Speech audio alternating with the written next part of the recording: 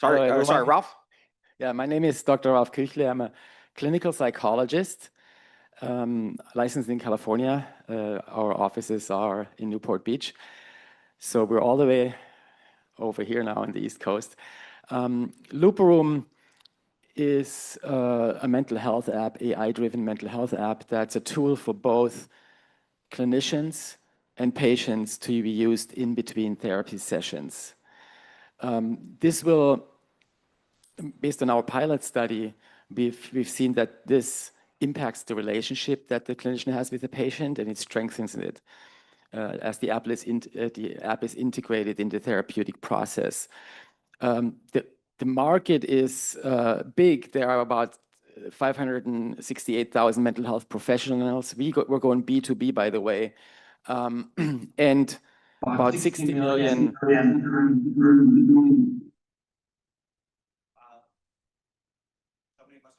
Yeah, okay. And almost 60 million potential mental health patients. So can you go to the next slide? Yeah. So this is what I just talked about. So maybe go to the next one. Yeah, so 50% of individuals in the United States will experience a mental illness throughout the course of their lifetime. And last year, according to NIH, only 46% of people who wanted to get into treatment actually received treatment and got into treatment. So there's a need definitely for some more efficiency, shorter wait lists, and also people having access to mental health. Digital solutions are also needed. Basically, patient attrition and clinician burnout are a huge problem in the mental health care industry. And the app can help with that. Based on our pilot study, which is on the next slide, we did that last year, and we found that actually the therapeutic alliance, that relationship that the clinician and the patient have, actually has improved, was stronger. And we're currently in the final stage of receiving an SBIR grant from NIH. We actually have our final review of our application on July 15th. And well, fingers crossed, we'll do more research moving forward. So let's get to the next slide. So here's how it works. The patient logs into our app and completes assessments to assess for anxiety, depression, also suicidality. Then when the assessments are completed, the patient will be directed and can use a chatbot. And this chatbot is a clinical chatbot that has been developed by myself and a group of other psychologists. It's a really special clinical chatbot that is this AI software that we've developed sits on top of ChatGPT, controlling it. And there's a good reason for that, because we want this app to be safe. One reason is the way we developed the software.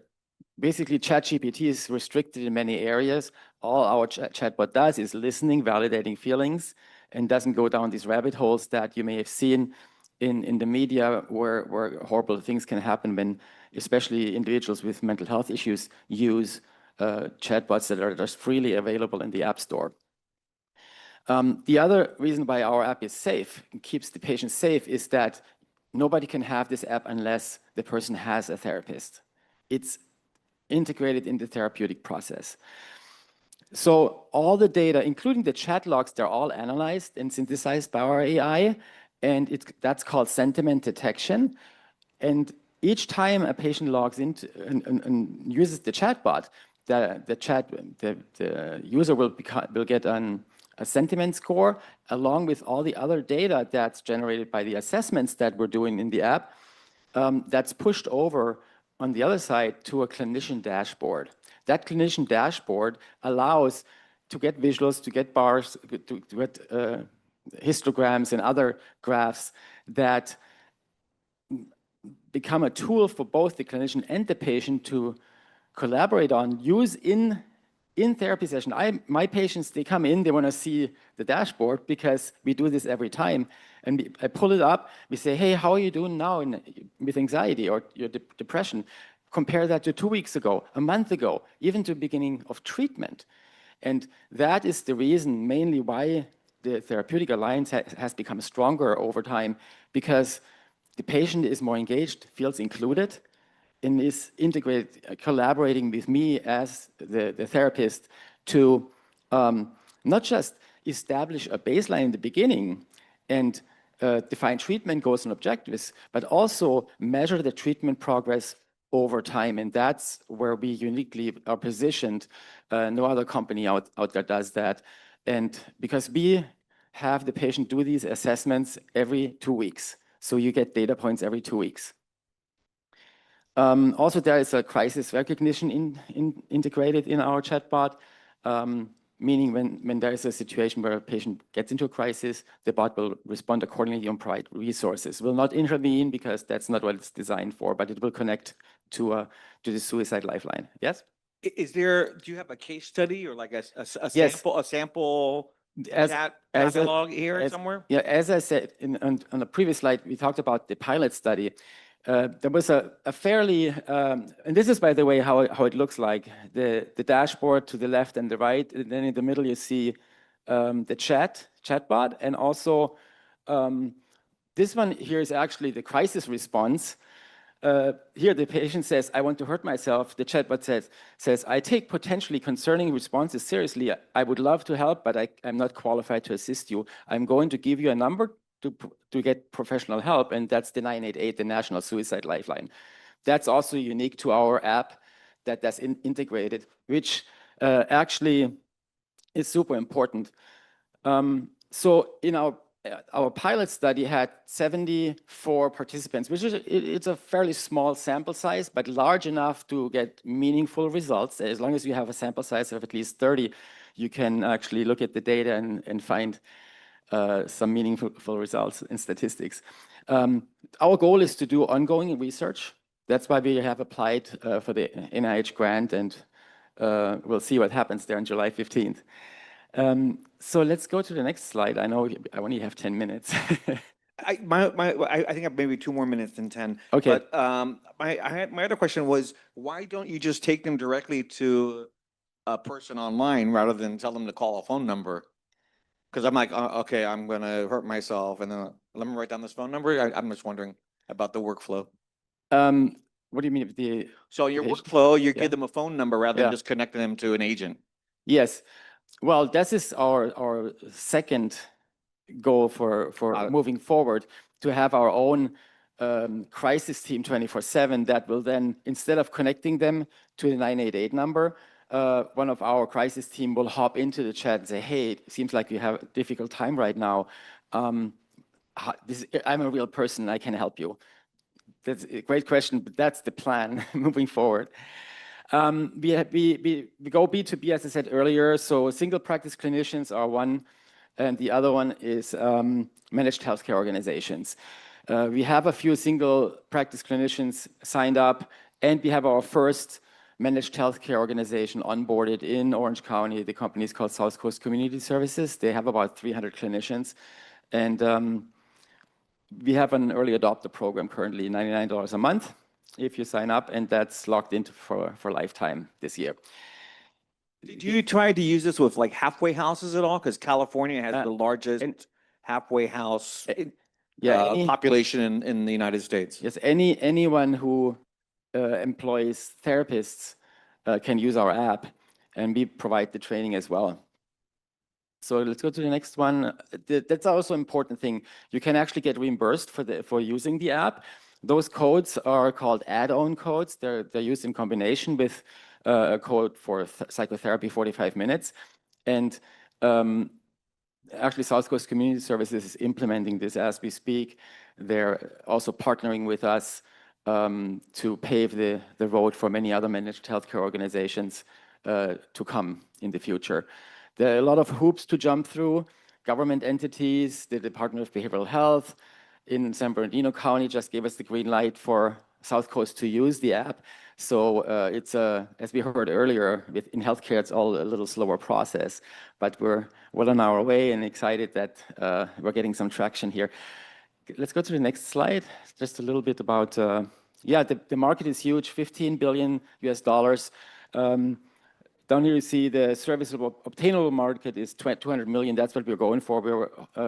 Our goal is to get 10 to 15% of that market by the end of next year, hopefully. So this is a little bit of traction, but I think we can skip this as we already talked about this with our early adopter program. The next slide is, I think, the team. Oh no, the promising exits. So we have three options here, either acquisition, merger, or IPO. In my opinion, an acquisition within the next 3 to 5 years is most likely out of the three. As I just learned a couple of weeks ago that Kaiser Permanente is using the exact same forms that we have integrated in our app, the GAD-7 for anxiety, PHQ-9 for depression, and they have their patients come to the offices and sit down and fill this out manually. So the app can actually save them a lot of time and have consistent treatment outcomes measurements. So that's just one of the options. Here's some competitive analysis. Wubot Health is an app that goes B2C. They have a chatbot. They don't do assessments. They don't have a clinician dashboard and no direct crisis support. Limbic is a company out of the EU in Europe, out of the United Kingdom. They have a chatbot, they do assessments, however, they do everything pre-treatment. They have a triage system where they reach out to people who are on the verge of seeking treatment, trying to pull them in, and then connecting them to the therapist. And on the way, they do 80% of the assessment. That's what they do. I actually met them at the NatCom conference in Philadelphia in May. There were 3 booths down from our aisle and from us, and I talked to them, and we actually discussed potential strategic partnership with them, because we come in where they leave. They refer the patient, and then LooperRoom comes in as the therapist takes on the new patient, and then it's integrating the therapeutic process. So here, the clinical chatbot, very unique. We have data-driven outcomes. And also, it's in between sessions. Everything is used between sessions. My patients say I see only 50 minutes a week. I want to talk to someone in between. And it works. They say, Dr. Ralph, I feel like you're in the room with me when I talk to the chatbot. And I also feel the stronger connection in that they're just more engaged. And we heard this earlier too, engagement is important in order to get good treatment outcomes. So let's go to the next one. Yeah, this is just briefly marketing strategy. We go, of course, social media, but mainly we are also going to conferences where we're connecting with clinicians and managed healthcare organizations right there at these conferences and everything else that's listed on here. Let's go to the next one. This is basically the milestones that we've achieved so far. LooperRoom is a paradigm shifter. We see clinicians that use it to do things differently. We're a paradigm shifter. We are changing the way mental health treatment is done. The next one, please. Here's a financial overview based on objections. So you can go to the next one, and then there's, I think, only one more. Yeah, this is the team. There's another page of the team. We have 3 psychologists on our team. And then I think there's one more slide. Yeah, so I'm the only founder and only investor in the company so far. We're currently raising $3 million because we have traction. We have the first managed healthcare company onboarded, and we need to grow fast. We need to scale quickly. And so these $3 million will be used for marketing, branding, but also expanding our team as we grow. We want to expand our software development team and also customer experience team. What's the revenue?